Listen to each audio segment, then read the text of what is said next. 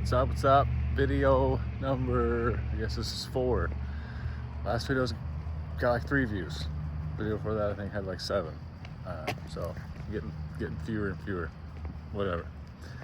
Today's Sunday, September 7th. It's my daughter's first birthday. Had a birthday party for her yesterday at my parents' house. SPY ended Friday around 6:47. Pretty much flat on the week.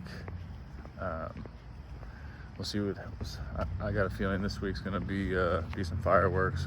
I'm still expecting a pretty good pullback in September, but you never know. One thing I was gonna talk about is just investing in general, how I kind of do things. So basically, I would say it's like 30% of what I bring home just goes automatically into, I got it set up automatically, go into my Fidelity account every week, and then I have a monthly one that's automatic as well, first of the month. And then I invest that into, the majority of it goes into VOO, VGT, and ITOT. I would say it's around 70% of it goes into VOO, and then really 70% of it's split up between VOO and ITOT, and then the rest goes into VGT, QQQ. That's all the tech heavy stuff. Obviously VGT's Vanguard Technology Fund. I love that fund. It's obviously it's a lot more aggressive, so you're gonna have bigger drawdowns, but you're gonna have bigger gains as well. I think over the last 10 years, it's averaging like 22%. Obviously, that's not guaranteed, but yeah. So yeah, that's automatic. And then I have another spot where I keep money for like individual stock names, like Nvidia. I've got Nvidia. Microsoft is my biggest individual stock holding. Second one is Nvidia. And then I've got a little bit of Amazon, and then I got some other little stuff that I play with. It's nothing crazy. And then Bitcoin. I started to get back to buying Bitcoin weekly, just a little bit here and there. But Bitcoin's gotten to become like 15% of my entire portfolio, which is a bigger number than what I started with. But obviously it's because it's grown. I honestly haven't. Past couple years I had to put a whole bunch into it. So yeah, that's kind of how I have my stuff set up. I feel like that's the easiest way for me is to treat it like a bill. Otherwise, I'm gonna spend that money somewhere else probably. I'm gonna find something else to do with it.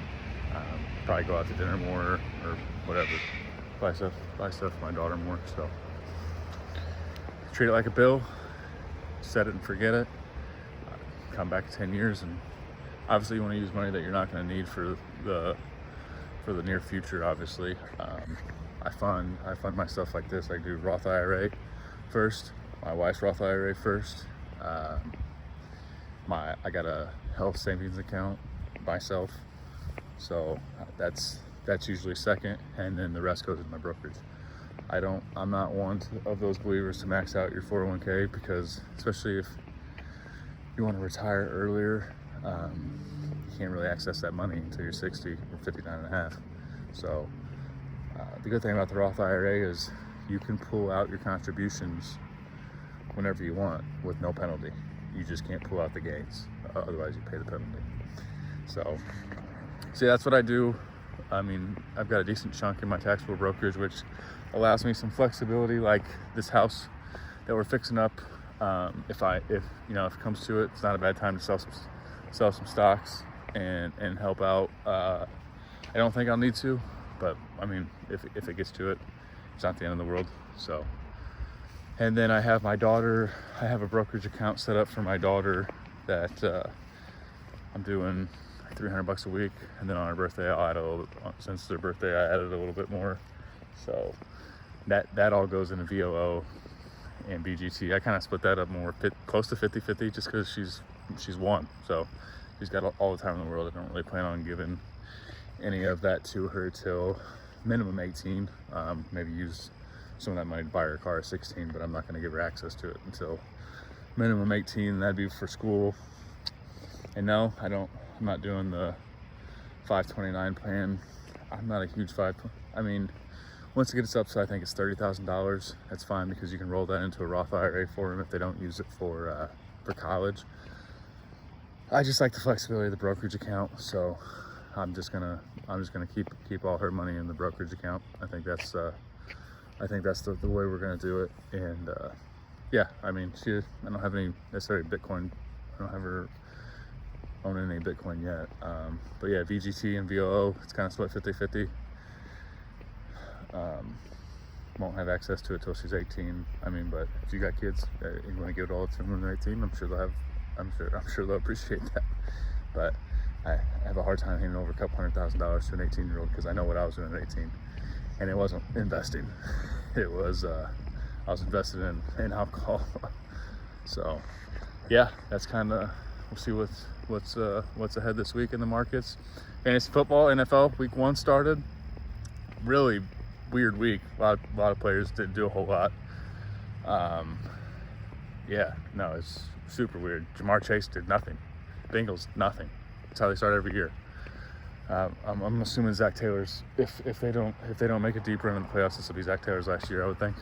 But we'll see. Joe Burrow's running for his life like usual. What else happened in the NFL? Green Bay Packers look good, I'll tell you that. So see how the Bears look tomorrow night. Bills and Ravens are playing right now. Ravens were winning last time I checked. So yeah, but I just kind of want to give a synopsis of how I invest. Something changes, I'll keep you guys updated, and we'll see how the markets treat us this week. I still need a subscriber, so if somebody wants to subscribe, go for it. Peace.